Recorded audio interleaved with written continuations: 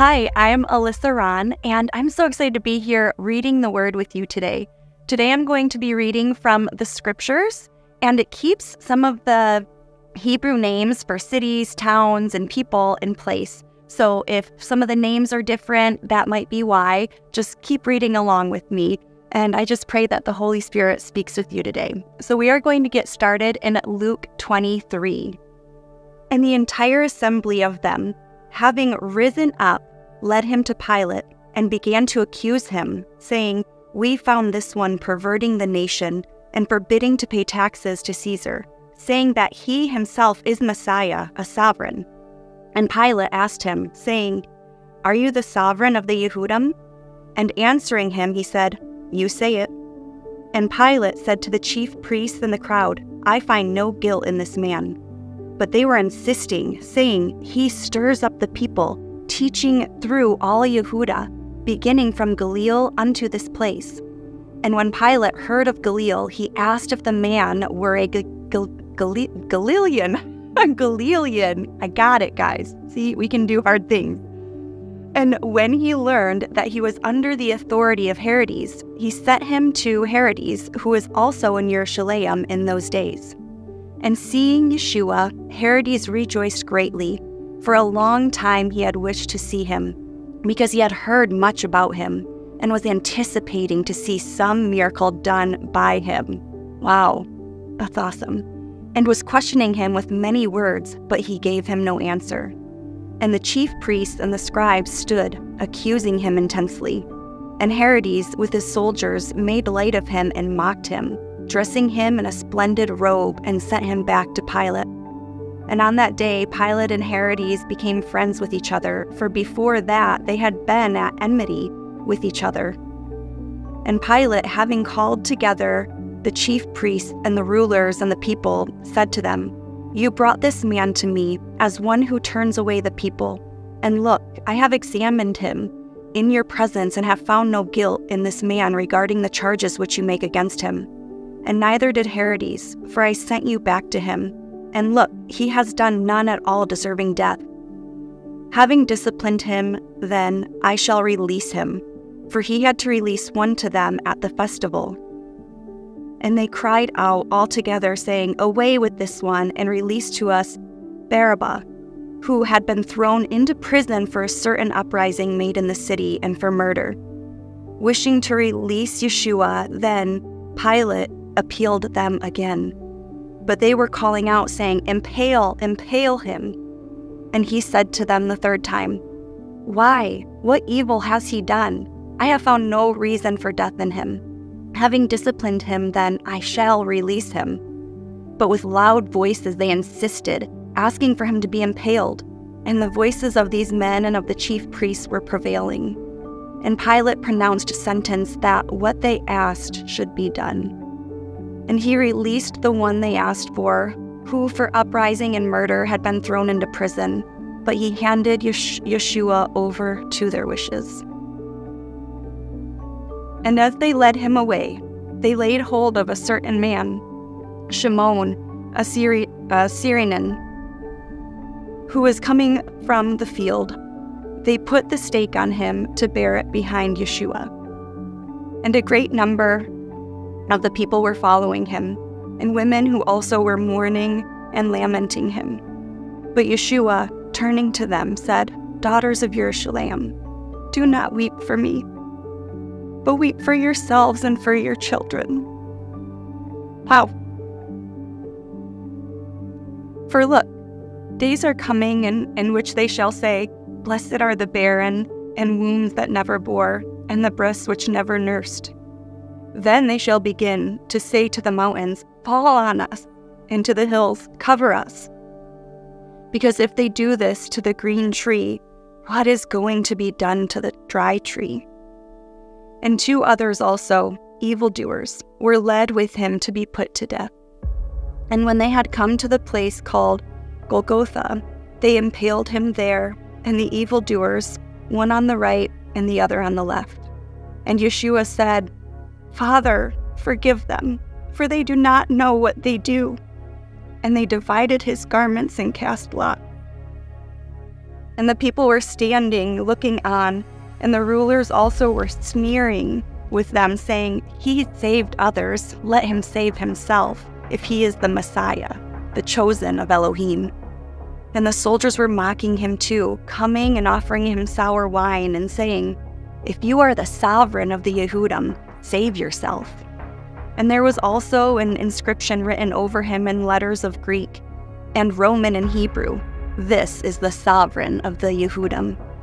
And one of the evildoers who were hanged was speaking evil of him, saying, "If you are the Messiah, save yourself and us." But the other, responding, rebuked him, saying, "Do you not even fear Elohim, since you are under the same judgment?" And we, indeed, rightly so, for we receive the due reward of our deeds. But this one has done no wrong. And he said to Yeshua, "Master, remember me when you come into your reign." And Yeshua said to him, "Truly, I say to you today, you shall be with me in paradise." And it was now about the 6th hour, and darkness came over all the land until the 9th hour. And the sun was darkened, and the veil of the dwelling place was torn in two. And crying out with a loud voice, Yeshua said, "Father, into your hands I commit my spirit." And having said this, he breathed his last. And the captain, seeing what took place, praised Elohim, saying, "Truly, this man was righteous." And when all the crowds who had gathered to that sight saw what took place, they beat their breasts and went away. And all those who knew him and the women who followed him from Galilee stood at a distance watching this. And see, a man named Joseph, a council member, a good and righteous man, he was not agreeing with their counsel indeed, from Ramathaim, a city of the Yehudim, who himself was also waiting for the reign of Elohim. He, going to Pilate, asked for the body of Yeshua. And taking it down, he wrapped it in linen and laid it in a tomb hewn out of the rock where no one was yet laid. And it was preparation day, and the Sabbath was approaching. And the women who had come with him from Galilee followed after and saw the tomb and how his body was laid.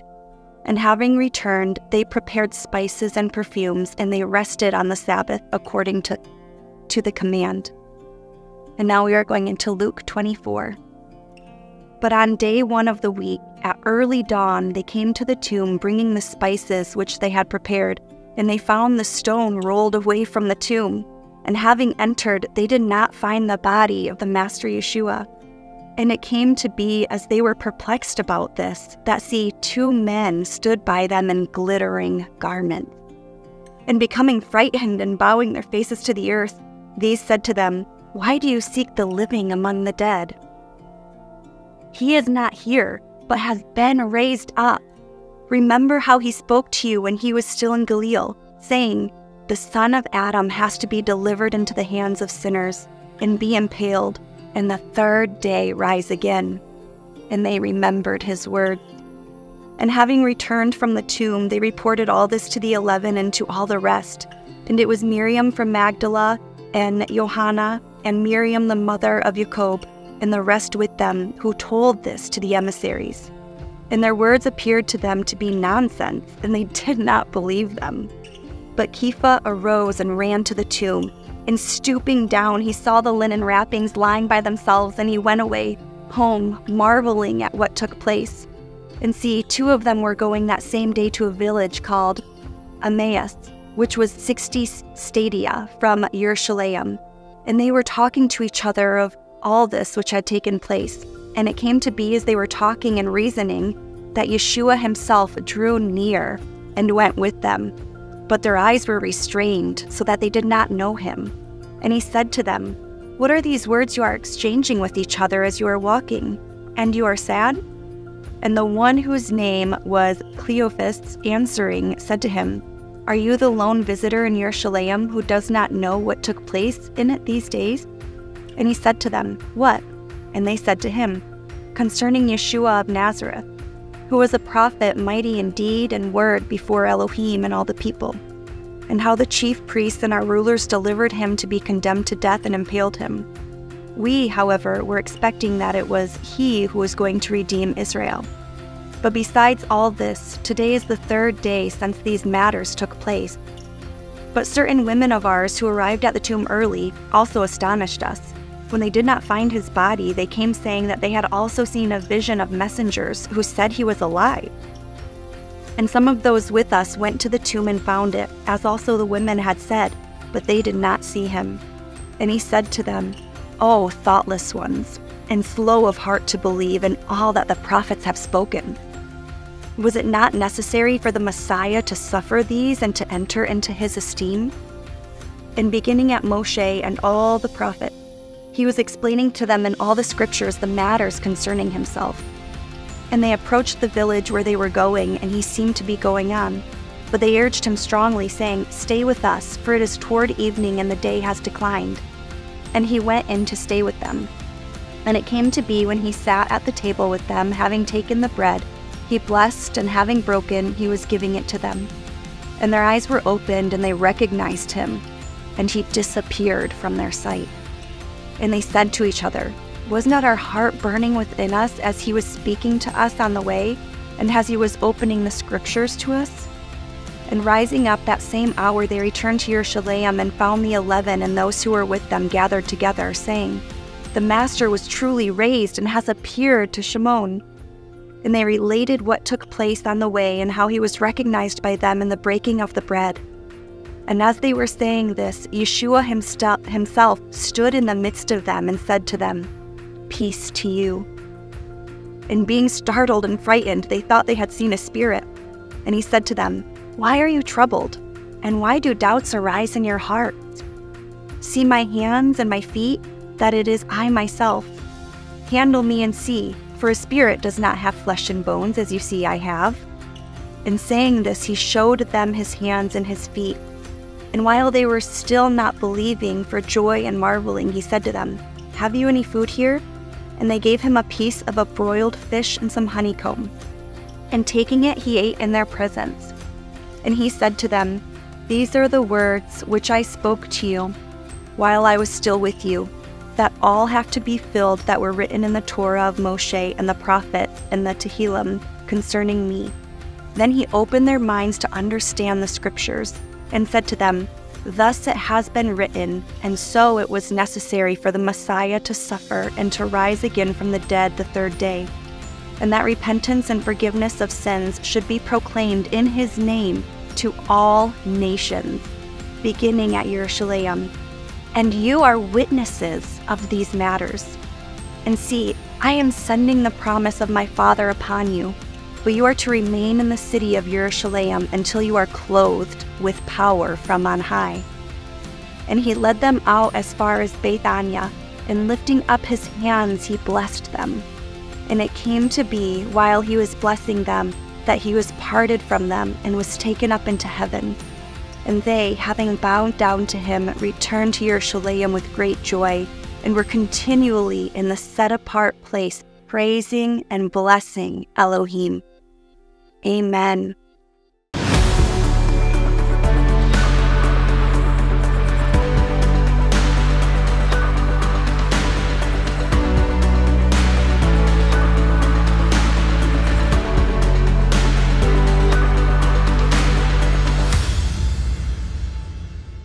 Hello, my friend. Welcome to Fear into Faith Global Bible Revival, where we are on a mission to get 1 billion people to read the Word of God cover to cover. I'm your host, Summer Day, and with me today is Alyssa Rahn. Hello. Dun, dun, dun, dun. I'm here. I think I should say like Alyssa Rahn, the supermodel. Well, thank you. I received that 100%. Maybe that'll be my new title. I'll go home and tell my husband, honey, you know what my new name is? You know what my title is now? Yes. Alyssa Rahn, the supermodel. I love it. I can't wait for you to tell me what his title is. Perfect. So good. Well, I'll just go ahead and tell everybody. I know you very well. I've known you for a few years now. You actually are one of the amazing coaches that work in our coaching program and stuff. I'm so excited that you're here. I love, love, love being able to have people that I love be a part of the project, read, and get to experience firsthand what we're doing here. So thank you in advance for being here. for people who don't know you as well as myself, tell me a little bit about yourself. You just said husband, so we know you're married. Yes. Do you have kids? I'm married. I have 3 little boys. Boy, mom. Yes, boy, mom. They're 6, 4, and 2. And Oh, you're busy. yes, and I love to tell people that my house can be a little chaotic, pretty stinky, but really just a lot of fun. I've seen your boys. They are pretty darn cute. They are adorable. Yeah. I'm working on those. I would like a boy of my own. I'm ready. Yes. I put my recipe into the Lord, waiting to see what he says. Yeah. And how long have you been married? Going on 13 years. Nice. Yeah. And what is it you do, boy mom? What is it I do? I do a lot of things. I'm home with my boys. I coach with you. I help my husband in his office. Yes. And the newest thing that God has called me to is to empower moms to spark revival in their homes. Yeah.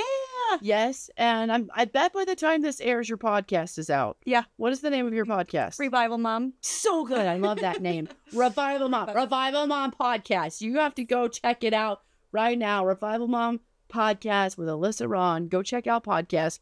Do you have a website?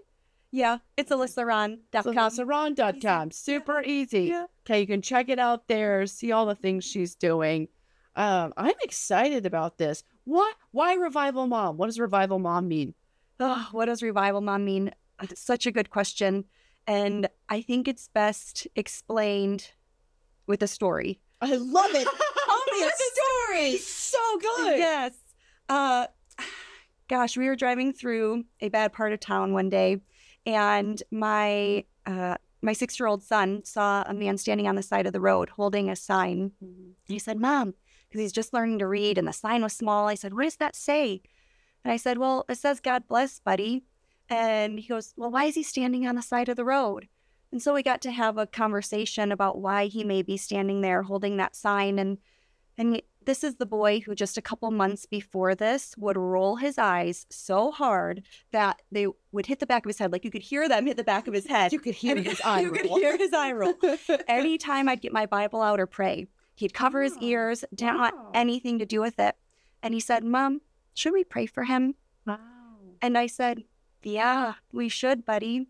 Because James, in James, the book of James, it says, faith without works is dead. We turned around, we took him some snacks that we had in the car, and I prayed for him. And as we were driving away, my son said, Mom, I see why you love praying for people. Powerful.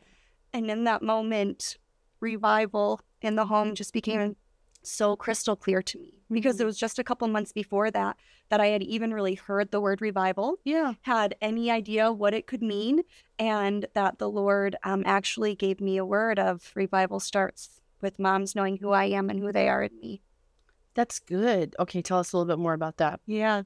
I was laying in bed one night about ready to fall asleep, and I just heard the soft voice, Alyssa, revival starts with moms knowing who I am and who they are in me.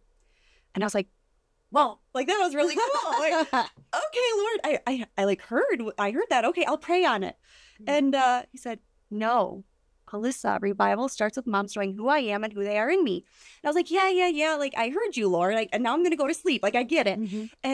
But deep down, I knew what he was telling me and what he was calling me to do. And so I started going through all these things of, Lord, don't you know who I am? How unqualified I am? First of all, I just heard the word revival 2 weeks ago. Yeah. Like, what are you trying to say to me right now? I have 3 little boys. Like, my house is so chaotic. You know, I'm going here, there, and everywhere.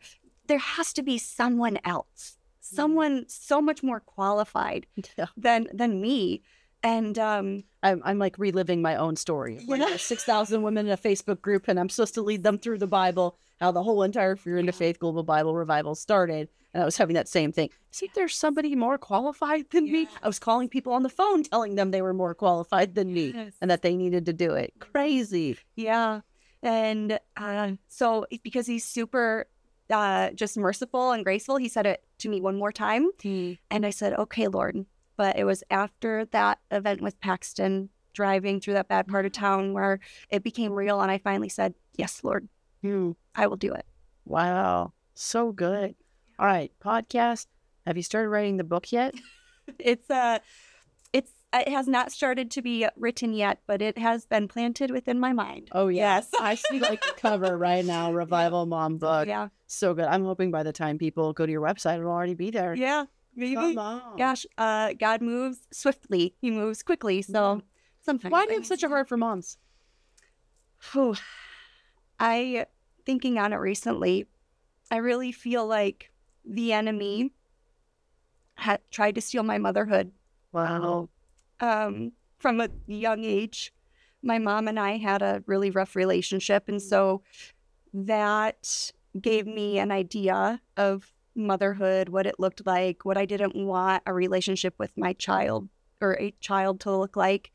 And so I feel like he really just started to take the joy out of motherhood when I was just a child. Wow. But then after having my first son, I was so excited to be a mom. And once I found out it was a little boy, because I just wanted a little boy. Oh, Once I found out that it was a little boy, I was so excited. And I just pictured like that commercial, you know, where you see the mom holding her newborn baby. Yeah. And she looks all like happy and joyful and in love. And I'm a little tired, but you know. And that was the picture that I had. And what I got was just, it felt like walking through a thick, dark fog. And I felt like walking through. I had struggled with postpartum depression the first year of wow. My son's life. So I kind of feel you a little bit because I did not have a very good pregnancy, and I remember thinking pregnancy was going to be this beautiful time, and it was absolutely kind of a version of hell for me. So you had this beautiful vision of being a mom, like we all do, and then you have your baby. And it was not like that. Okay, for people that are watching that maybe don't really know a lot about postpartum depression, what was that like? Explain what you're experiencing so you're not looking down all happy like the commercials show or anything like that. What was going on?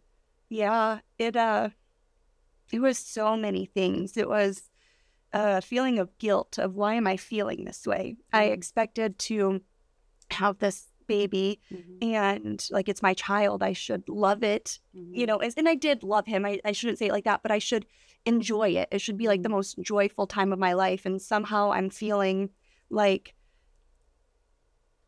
just this shadow of myself. Wow.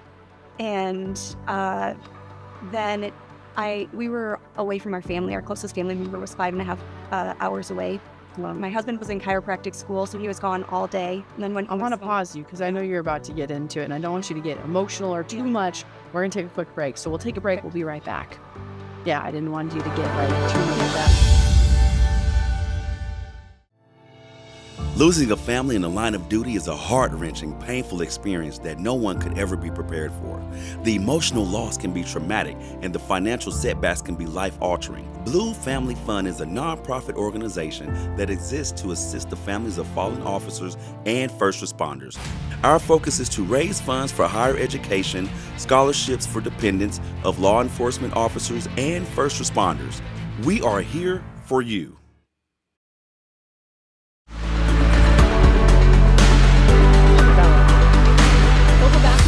With Alyssa Rahn, and she was getting kind of confessional about, you know, having this vision, this dream of motherhood, and then realizing it wasn't what it was, and instead she was suffering with postpartum depression. And I'd ask you to just describe a little bit about what that was like, because I can't imagine all this build up to like this is going to be the most joy, the most love you've ever had. That's what every movie, everything you ever hear makes you feel like that's what it's going to be.